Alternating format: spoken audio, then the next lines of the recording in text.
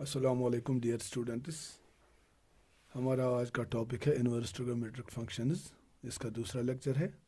आज हम पढ़ने जा रहे हैं कॉस इनवर्स फंक्शन और टेन इनवर्स फंक्शन। पहले लेक्चर में हमने साइन इनवर्स फंक्शन के बारे में पढ़ा है। तो सबसे पहले हम देखेंगे कॉस फंक्शन जो है हमारी कॉस फंक्शन जो है इसका डोमेन जो होता है वो होता है सेट ऑफ रियल नंबर्स, और इसका रेंज आपको मालूम है वो होता है क्लोज इंटरवल -1 और 1 के दरमियान। बिल्कुल उसी तरह जिस तरह साइन फंक्शन का डोमेन भी सेट ऑफ रियल नंबर्स था और रेंज उसका भी -1 और 1 के दरमियान है, इसी तरह कॉस फंक्शन का भी डोमेन रियल सेट है और उसका रेंज -1 और 1 के दरमियान है। तो अब हम इसके ग्राफ पे थोड़ी एक सरसरी नज़र डाल देंगे। कॉस फंक्शन के ग्राफ पे ये हमारी एक्स एक्सिस है, x o x dash, this is my y axis y o y dash. ये -1 है और ये +1 है। तो कॉस का ग्राफ आपको मालूम ही है।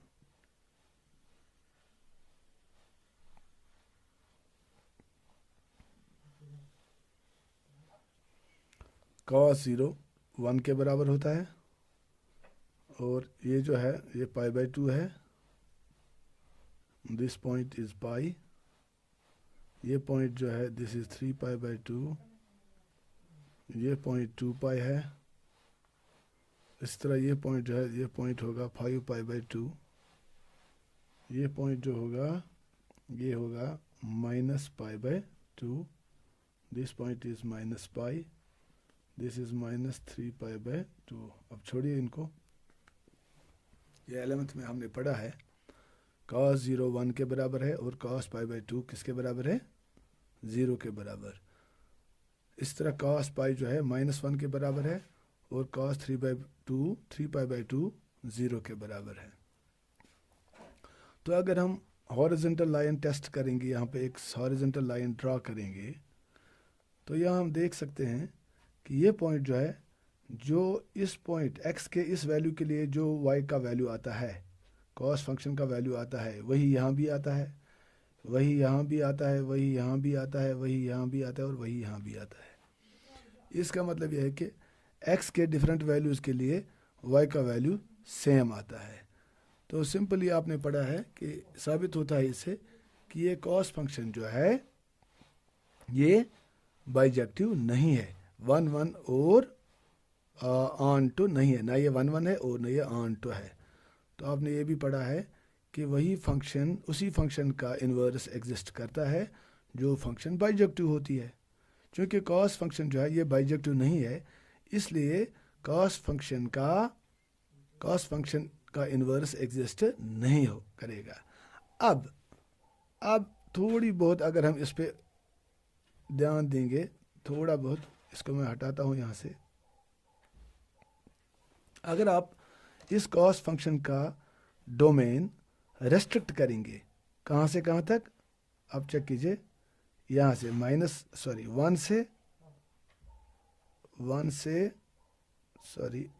0 से यहाँ 0 से पाई तक, ये पाई तक है इसका वैल्यू। ये स्ट्रिप मैं लूँगा इस ग्राफ, ये थोड़ा इस स्ट्रिप को मैं थोड़ा मोटा बनाऊँगा।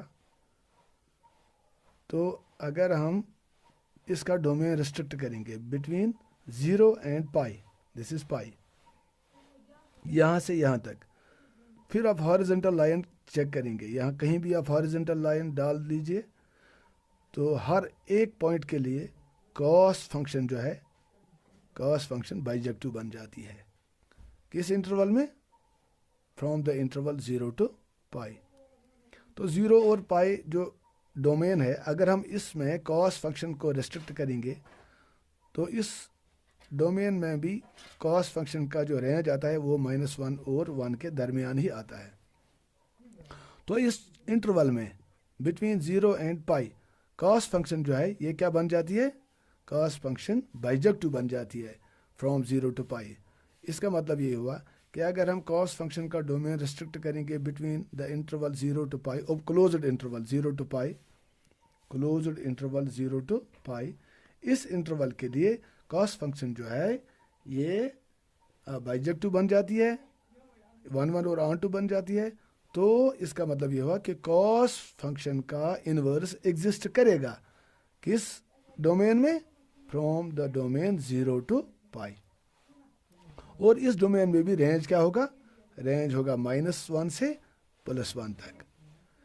अगर आप चेक करोगे यहाँ पे थोड़ा गौर से देखोगे, ये सिर्फ यही एक ही डोमेन में ये फंक्शन बाइजेक्टिव नहीं बन जाती है। अगर आप चेक करोगे ये पाई से लेकर 2 पाई तक, चेक कीजिए, फ्रॉम पाई टू 2 पाई, ये स्ट्रिप, इस स्ट्रिप में भी ये कॉस फंक्शन जो है ये बाइजेक्टिव बन जाती है। इसी तरह अगर 2 पाई से आप लोगे यहाँ तक 3 पाई तक, ये 3 पाई होगा यहाँ पे, तो 2 पाई से 3 पाई, 0 to पाई, इसी तरह पाई टू 2 पाई क्लोज्ड इंटरवल, या 2 पाई टू 3 पाई, या अगर हम लेफ्ट साइड में देखेंगे फ्रॉम -पाई टू कहाँ तक 0, -पाई टू 0। इसी तरह अगर एक और इंटरवल मैं चेक करूँगा, ये -3 पाई टू -पाई, 2 पाई टू -पाई।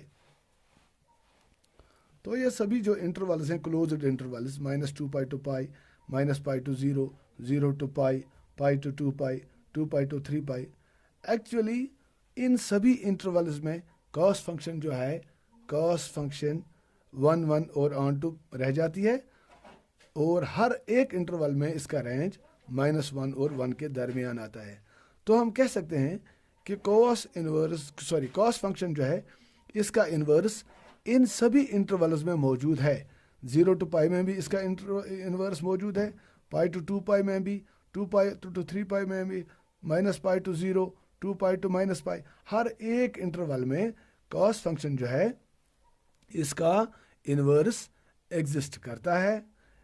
तो हम कह सकते हैं कि जो कॉस इन्वर्स फंक्शन जो बन जाती है, कॉस इन्वर्स फंक्शन का आपको पता ही है कि हम डोमेन और इन्वर्स लेते वक्त हम डोमेन और रेंज को इंटरचेंज करते हैं। जैसे कॉस का डोमेन अभी तक r था और इसका रेंज था -1 1, तो कॉस इन्वर्स फंक्शन जो है इसका अब डोमेन -1 से 1 तक होगा, और इसका रेंज जो होगा वो क्या होगा, वो इन इंटरवल्स में कोई भी इंटरवल आप ले सकते हैं, 0 to पाई भी हो सकता है। मैं इसको मिटाता हूँ यहाँ पे। तो इन सभी इंटरवल्स में कॉस जो है इसका इन्वर्स एग्जिस्ट करेगा ही करेगा। तो कॉस इन्वर्स फंक्शन जो है इसका डोमेन -1 और 1 के दरमियान आएगा, और इसका रेंज जो आएगा वो आएगा 0 to पाई, या आएगा कॉस इन्वर्स फंक्शन -1 to 1, इसी तरह 0 to पाई के बदले आएगा पाई टू 2 पाई, या हम लिखेंगे कॉस इन्वर्स -1 to 1 और इसका रेंज आएगा 2 पाई टू 3 पाई। जैसा अभी हमने कहा कि इन इंटरवल्स में जो भी अभी हमने पहले डिस्कस किए, सभी इंटरवल इसके रेंज हो सकते हैं, और डोमेन जो है -1 और 1 के दरमियान होगा। तो ये कॉस इन्वर्स फंक्शन जो है इसके अब डिफरेंट ब्रांचेस बन जाएंगे, जैसे अभी हमने ग्राफ पे दिखाया। लेकिन ये जो ब्रांच है इसका कॉस इन्वर्स -1 1 to 0 पाई, इस ब्रांच को हम कहते हैं principal value branch, principal value branch. तो अब हम कॉस इन्वर्स फंक्शन को आराम से हम डिफाइन कर सकते हैं। कॉस इन्वर्स जो है ये एक ऐसी फंक्शन है जिसका डोमेन -1 और 1 के दरमियान है, और इसका रेंज इन सभी इंटरवल्स में कोई भी आ सकता है। लेकिन अब मैं जनरल लूँगा प्रिंसिपल वैल्यू ब्रांच, तो this cos inverse -1 1 to 0 pi, ये जो फंक्शन है this will be our cos inverse function. तो अगर हम इसका ग्राफ बनाएंगे, ग्राफ इसका जो है वो डोमेन और रेंज चेंज हो जाएगा। अभी जो वैल्यूज़ हमने एक्स पे लिए थे वो वाई एक्सिस पे आएंगे, और जो वैल्यूज़ हमने वाई एक्सिस पे लिए थे वो एक्स एक्सिस पे आएंगे। तो ये this is 0, this is pi by 2, pi by 2। तो ये जो है ये ब्रांच यहाँ से यहाँ तक, ये जो ब्रांच है ये ब्रांच इसका प्रिंसिपल वैल्यू ब्रांच कहलाएगा। तो this is simply, this was all about cos inverse function. I hope cos inverse function आपको अच्छी तरह से समझ में आया होगा। अब हम tan इनवर्स की बात करते हैं।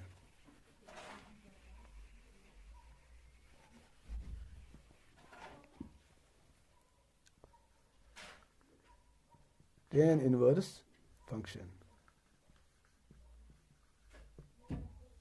tan इनवर्स फंक्शन पढ़ने के लिए पहले हम देखेंगे कि tan फंक्शन जो होती है इसका डोमेन और रेंज क्या होता है। आपको मालूम है कि tan x किसके बराबर होता है? sin x divided by cos x। cos x जो है ये कभी 0 के बराबर नहीं होना चाहिए, because tan x is defined only when cos x is not equal to 0। चूँकि हमें मालूम है division by 0 is not allowed, तो cos x 0 के बराबर नहीं होना चाहिए। अब आपको पता है cos किस वक्त 0 होता है? cos x is not equal to 0 implies x is not equal to किसके लिए? cos 0 इज 1, cos 90 हाँ pi by 2, x is not equal to pi by 2 because cos pi by 2 किसके बराबर होता है? 0। तो जब cos x 0 के बराबर नहीं होगा उस समय x पाई बाय 2 के बराबर नहीं होना चाहिए। एक्चुअली पाई बाय 2 के लिए ही नहीं है बल्कि 3 पाई बाय 2, इसी तरह 5 पाई बाय 2, या हम कहेंगे minus pi by 2 negative side में, या हम कहेंगे माइनस 3 पाई बाय 2, या हम कहेंगे माइनस 5 पाई बाय 2। तो इन सभी पॉइंट्स पे cos के इन सभी x के इन सभी वैल्यूज पे cos x 0 बन जाता है। तो cos जब ये x के वैल्यूज ये नहीं हो सकते हैं, देखिए पाई by 2, 3 pi by 2, 5 pi by 2, minus pi by 2, minus 3 pi by 2, basically x का वैल्यू जो है वो पाई बाय 2 का क्या है? मल्टीपल है, odd multiple. 1 pi by 2, 3 pi by 2, 5 pi by 2, minus 1 pi by 2, इस तरह 3 पाई बाय 2। तो ये जो है x का वैल्यू हम कह सकते हैं कि x is not equal to 2n plus 1 into pi by 2। 2n plus 1 into pi by 2, 2n plus 1 जो है ये एक ऑड नंबर की क्या है? ये ऑड नंबर की जनरल फॉर्म होती है। अगर where n belongs to z, n integer होता है, अगर n का वैल्यू हम 0 लेंगे, n इज इक्वल टू 0, तो x किसके बराबर आएगा? x is not equal to 2 zeros are 0, 1 into pi by 2 is pi by 2। इस तरह अगर x 1 के बराबर हम लेंगे, 2 1s are 2, 2 और 1 हो गए 3, तो x is not equal to 3 pi by 2। इसी तरह when n is equal to minus 1 अगर हम लेंगे, minus 2 into 1, 2 into minus 1 is minus 2, minus 2 plus 1 is minus 1, तो x is not equal to minus pi by 2। तो हमें मालूम हो गया कि जो x के ऑड वैल्यूज हैं, odd multiples of pi by 2, इन सभी के लिए cos x का वैल्यू 0 के बराबर आता है। तो therefore cos x should not be equal to 0 implies x is not equal to 2n plus 1 into pi by 2। तो मतलब क्या हुआ? tan x जो है इसका डोमेन जो है वो पूरा रियल सेट आएगा, मासिवाई odd multiples of pi by 2। तो अब हम लिखेंगे tan x का जो डोमेन है वो क्या होगा? tan x एक ऐसी फंक्शन है जो जिसका डोमेन क्या है? सेट x, या हम कहेंगे set of real numbers, set of और minus x such that x is not equal to 2n plus 1 into pi by 2। तो और इसका रेंज क्या आएगा? इसका रेंज आएगा सिंपली r। रियल नंबर में कोई भी रेंज इसका होता है। तो ये हमने 11th में पढ़ा है। tan x जो है इसका डोमेन है r minus set x such that x is not equal to 2n+1 π/2, और इसका रेंज जो होता है, रेंज होता है r। ये tan डिफाइंड है। अगर हम इसके बारे में थोड़ा, इसके ग्राफ के बारे में थोड़ा जानकारी हासिल करेंगे, this is 0, this is π/2, this is pi, this is 3π/2, this is 2π, इसी तरह 5π/2 और 3π। इस तरह यहाँ पे यह है -π/2, यह है -π, -3π/2, इस तरह -2π। छोड़िए इनको। अब हम देखेंगे कि tan का ग्राफ क्या है। अब tan इनके लिए डिफाइनड नहीं है। Odd multiples of pi, sorry odd multiples of π/2। देखिए यहां पे ये π/2 है, ये -π/2 है। न tan इसके लिए डिफाइनड है। देखिए यहां पे इसका ग्राफ ऐसे आता है, लेकिन कभी भी इसके नज़दीक नहीं आएगा, -π/2 के नज़दीक नहीं आएगा। इस तरह π/2 इन दो पॉइंट्स के लिए, और ये जो tan फंक्शन है इसका ग्राफ, इसका ये डिफाइनड, ये फंक्शन डिफाइनड ही नहीं है। इसका मतलब ये जो लाइन है ये टच करती है, ये this goes up to infinity. इस तरह यहाँ से भी अप टू इन्फिनिटी ये जाती है। तो इसका ग्राफ हमें मालूम है कि ये this is one branch of the graph. दूसरा ब्रांच जो आएगा वो आएगा कहाँ से, π/2 टू 3π/2 ऐसे आएगा, पाई के दरमियान जाएगा, बिकॉज tan 0 इज 0। तीसरा ब्रांच जो आएगा वो आएगा 3π/2 टू 5π/2, यहाँ से यहाँ तक 2π/0 टच करेगा। इस तरह यहाँ से -π/2, यहाँ -3π/2। तो ये हमने 11th में पढ़ा है कि इसके ब्रांचेस ऐसे आते हैं tan फंक्शन के। अगर हम यहाँ फिर एक real line, horizontal line test करेंगे, एक लाइन यहाँ से पैरेलल डाल देंगे x एक्सिस को, तो यहाँ पे यहाँ पे यहाँ पे यहाँ पे इट मीन्स ये वैल्यू आता है एक ही। x के डिफरेंट वैल्यूज़ के लिए y का वैल्यू सेम आता है। It means the tan function is also not bijective, 1 और ऑन टू नहीं है। लेकिन अब अगर हम इसका डोमेन रेस्ट्रिक्ट करेंगे, कहाँ पे, -3π/2 टू -π/2, -3π/2 टू -π/2। अगर हम इस इंटरवल में इसका डोमेन रेस्ट्रिक्ट करेंगे, या हम करेंगे इसका डोमेन रेस्ट्रिक्ट बिटवीन -π/2 टू π/2, या हम करेंगे इसका डोमेन रेस्ट्रिक्ट π/2 टू 3π/2, यहाँ आप देख सकते हैं π/2 टू 3π/2, या हम करेंगे रेस्ट्रिक्ट इसका डोमेन 3π/2 टू 5π/2।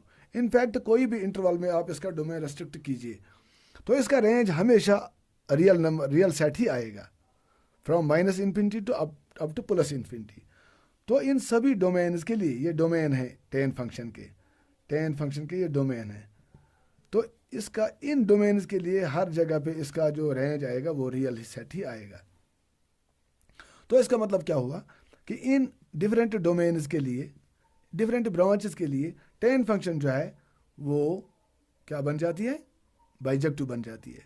जब ये बाइजेक्टिव बन जाती है तो इसका मतलब है कि हम इसका इन्वर्स डिफाइन कर सकते हैं। tan फंक्शन का इन्वर्स, tan इन्वर्स x हम डिफाइन कर सकते हैं। तो उस सूरत में tan इन्वर्स x जो है उसका जो डोमेन होगा वो tan फंक्शन का रेंज होगा।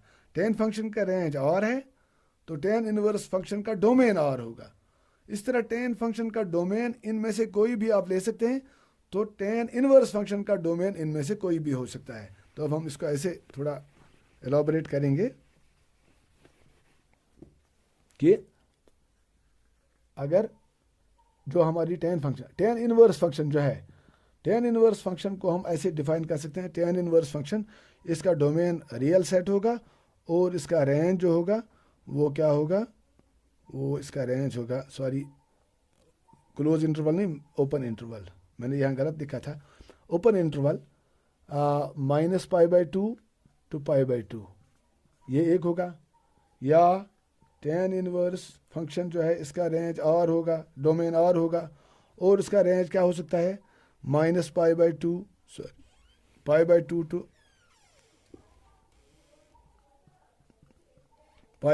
3π/2, या tan inverse x, tan inverse r to open interval 3 pi by 2, 5 pi by 2, इस तरह कुछ भी हम ले सकते हैं.